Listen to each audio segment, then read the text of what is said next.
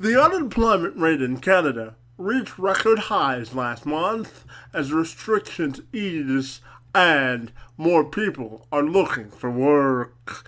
It was 13.7% in May, the highest it's been since comparable data was recorded in 1976. So the question is a simple one. What's the key to the nation's economic recovery? Trevin Stratton is the chief economist and vice president at the Canadian Chamber of Commerce Canada. He joined me this week to provide some perspective on the issue. I'm Kevin McShann. Let's have this conversation.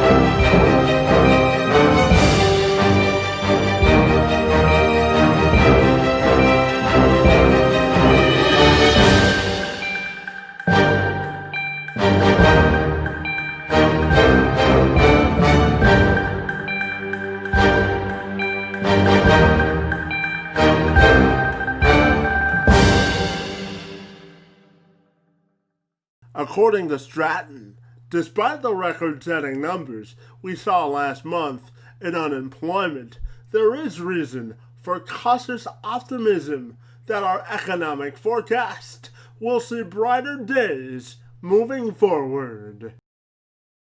Yeah, I mean, it's a strange time when we're reacting somewhat favorably to a 13.7% unemployment rate. By any standard measure, that would be catastrophic. And so, these May jobs numbers, they're both terrible and positive at the same time. Unemployment rose by 290,000, almost 300,000. But to put that in context, over the previous month and a half before May, we lost 3 million jobs.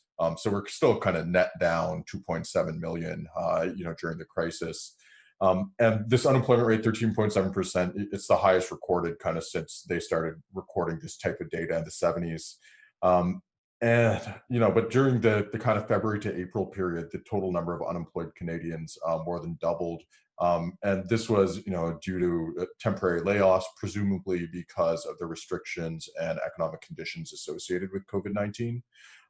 But growth in unemployment in May instead was driven by an increase in people entering the labor market, an increase in job seekers, these re-entrants to the labor market, because the way that they calculate unemployment is people that are actually looking for work. And so this increase in unemployment is actually people re-entering the labor market and starting to look for work again, which is an interesting phenomenon. And actually, the numbers don't necessarily reflect, what's going on in the actual economy. And so this kind of likely reflects a combination of factors, including young people starting to look for work as the COVID-19 economic shutdown kind of evolves, and also as we're starting to enter the summer season, particularly for students. And also as the requirements associated with kind of the temporary economic support measures for students include a requirement to actively be looking for work as well. And so the numbers are, they're kind of a mixed bag, and they don't necessarily reflect exactly what's going on. I mean, it is that the highest unemployment rate ever recorded when it comes to these numbers. But at the same time, there's a bit of a rebound taking place. There was a creation of more jobs in May, and more people are starting to look for work, while before they might have thought that there wasn't necessarily a possibility of finding a job. Now, when people re-enter the workforce, obviously it'll have an uptake on the numbers, as you just said. But what other economic factors would you be looking for, sort of indicators to let you know that the economy is bouncing back?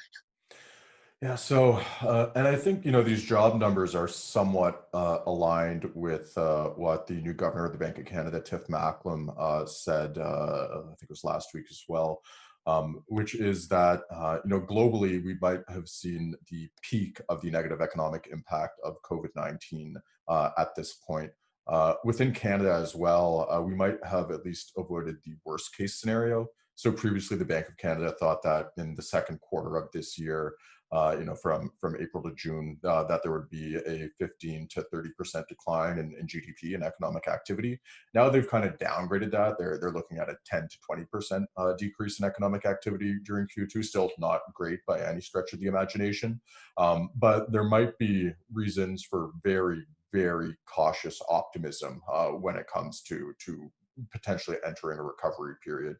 What I'm going to be looking for is a few different things. Definitely looking at business investment levels.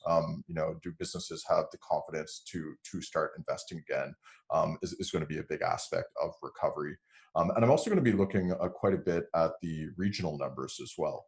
A lot of these jobs coming back in May, about 80% of them were in Quebec, and that's because Quebec started reopening before a number of other provinces.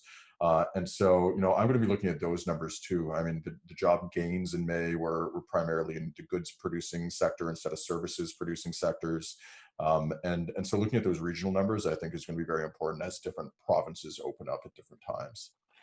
Now, as people start to re-engage into the economy, I'm wondering if you could give me some indication on how that'll help our recovery. And then, secondly, I live here, as I told you before this started, here in Windsor, and we have one of the highest unemployment rates in the country. In fact, I think we're one of the highest, if not the highest. So I'm just wondering if you could provide some insight on what's happening here in Windsor, and then overall, what you think of re-engaging the entire country back into the economy. Yeah, and so re-engagement is going to be a very important part of it. And actually, one of the indicators that I'm going to be looking at as well is consumer confidence, because as businesses reopen, as shops reopen, as we're seeing, in some parts of Ontario right now and entering phase two. Businesses might reopen, but people need to feel confident. They need to feel safe in those businesses for economic activity to return to not necessarily normal, but at least return to a better level than it's currently at. And so, that's going to be very important in assisting in the economic rebound because if consumers are confident, then they're going to be spending. And if consumers are spending, then that helps accelerate the recovery too, because it increases economic activity. And for consumers to be confident, they're also going to need job security, right? They're going to need to know or at least feel more safe that they don't necessarily need to save as much for a future. There won't be as much pressure, but that they can start spending again. And so, I think this is going to be a very important part as people start to re-engage in our economy and as it starts to reopen. Is how do we make people feel safe and confident that they can go back to the workplace or that they can go back to businesses and increase that economic activity going forward. I'm just wondering if you could give me a snapshot of what's happening here in Windsor, and certainly manufacturing is going back to work, but still, a lot of people here are unemployed. So I'm just wondering your thoughts on what's happening here locally in Windsor and Essex County. Yeah, absolutely. And that was something that was interesting about the May jobs numbers too, is that in Ontario in particular, manufacturing jobs increased. I think it was 14,000 or 15,000 in the month of May in the province of Ontario. And certainly, quite a few of those will be in Windsor. Some of that I'm sure will be manufacturing companies that are retooling. But Windsor has, some unique circumstances as well because it's on the US border. And so obviously a lot of economic activity is related to those supply chains that go across the Canada-US border and the ability to move across it as well. And that border is obviously not necessarily completely open for business right now. And so apart from the demand side aspects that I was talking about consumer spending, there's also we're also in the middle of a supply crisis too, both within Canada, but also globally as well, and globally being the international border there with Canada and the US too. And so, this is going to be an issue that we're going to need to figure out long term is, how do we increase that international economic activity as a number of countries have started to close their borders towards economic activity. And this is going to have a bigger impact on border communities like Windsor. And when we look at certainly people with disabilities, the Center for Policy Alternative recently reported that approximately 400,000 people with disabilities remain unemployed across the country despite wanting or having the drive to work. So I'm just wondering your thoughts on how we can stimulate more economic and employment opportunities for individuals with disabilities.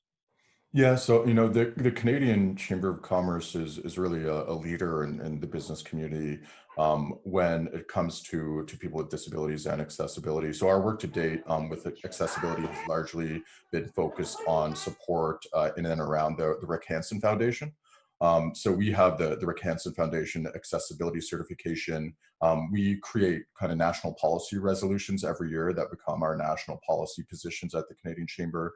And so in 2018, we have a resolution in support of the federal government adopting and promoting the Rick Hansen Foundation certification.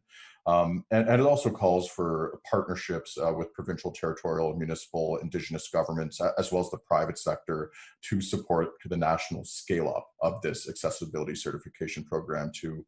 And you may know, Kevin, our CEO, Perrin Beatty, he recently did a video segment with Rick Hansen. It's probably in mid-April, which focused on accessibility and adversity amid COVID-19. But apart from what the Canadian Chamber is doing, almost a year ago, there was the Act to Ensure a Barrier-Free Canada, which received royal assent. And this, encourages access to employment opportunities and accessible workplaces, and that's a key pillar of it. And this is really important legislation to support inclusive growth of all kinds, of course. And the Canadian Chamber is also, in the Canada Accessibility Network. One of our staff members sits on their advisory council. And this targets public awareness campaigns to promote the employment process of persons with disabilities in Canada. And it addresses kind of the persistent and significant gap in employment rates between Canadians with and without disabilities, and it really prioritizes that. But I also want to mention, people with disabilities they're not only employees, they're also employers. And there are a number of disability-owned businesses as well. And so, we, in partnership with Statistics Canada, created the Canadian Survey on Business Conditions. We had around 13,000 responses in the first version of the survey. It's the largest survey out there on the economic impact of COVID-19 on businesses. And certainly, there was a large impact on people with disabilities that own businesses. But there was also a positive story in there, is that people with disabilities were also some of the most innovative and creative and adaptive when it comes to experimenting with new business models in the midst of the crisis. So about 17% of businesses owned by those with disabilities either tested or used e-commerce during the crisis. And this is, compared to the national average, it was around 11 or 12%. And so the story of adaptiveness is also something that we should be talking about as well. And can I just ask you about the increased use of technology and how that'll help stimulate the economy as people look to sort of reinvent themselves as they're looking for work? Absolutely. I mean, the pandemic is changing how we live, how we work, how we use technology. A crisis of this scale is going to undoubtedly affect consumer preferences and workplace norms. And Canadians have been suddenly forced to work remotely, conduct virtual meetings, adopt online shopping, adopt e-learning on a massive scale too. And so an increasingly digital economy is also going to require things like major investments in sophisticated networks, in cybersecurity, in electronics. And it's going to force a lot of businesses to adopt new technologies and business models to interact with customers, clients, employees as we're in this new situation now. And my final question two questions for you have to do with re-engagement and making sure that all of the segments of our economy are included, because the report from Statistics Canada also indicated that 1/3 of our Canadian workforce was still underutilized in May, despite the fact that the economy grew, as you said. And also, I'm just wondering if you can finish by telling me, what do you believe the future holds for the Canadian economy moving forward?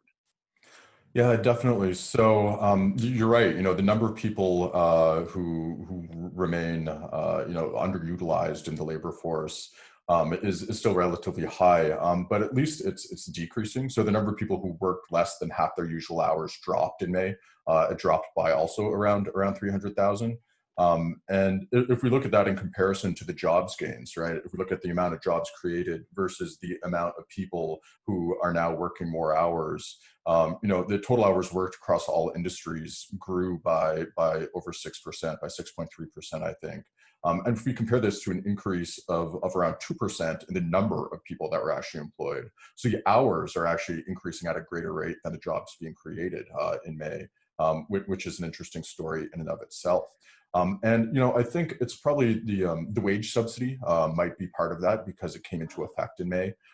And so it might indicate that businesses feel comfortable in bringing people back even if they're not working a full amount of hours, or that businesses are also adapting instead of laying people off, that they're bringing people on but not working them for the full amount of hours that they usually would have. But it's a really interesting question because obviously your final question, because obviously the crisis is going to change the economy in a number of different ways. Look, employment may not return to pre-crisis levels at any point soon, but also the available jobs and the skills required may shift themselves. Employers might increasingly look to automation to maintain operations during future crises and to reduce risk. Canadians might need reskilling, upskilling, and skills training programs to get them back to work. Education and training itself may also change, including a greater need for things like online learning and durable skills, and a focus on work integrated learning and lifelong learning as well. And also part of that is ensuring that all Canadians have opportunities to participate in the recovery is going to be essential for inclusive growth and widespread job creation as well as we get into recovery. But there's also the global picture of how things are changing, right? We're also seeing almost a reversal of decades of economic globalization and international supply chains that are going to create challenges for a trading nation like Canada. International trade patterns and global capital flows are probably going to shift as the pandemic disrupts the global economy. And so figuring out Canada's place in the world, in this new world, and Canada's place in a new global economy is also going to be an interesting aspect of that we're going to have to figure out as we look forward towards recovery and the future of the economy. David, I want to thank you for a few minutes and talking about the nation's economy and our recovery as a nation. It was a lot of fun, and we enjoyed your insight and perspective. Thank you for your time this morning, and have a great day. Yeah, thanks. You too, Kevin.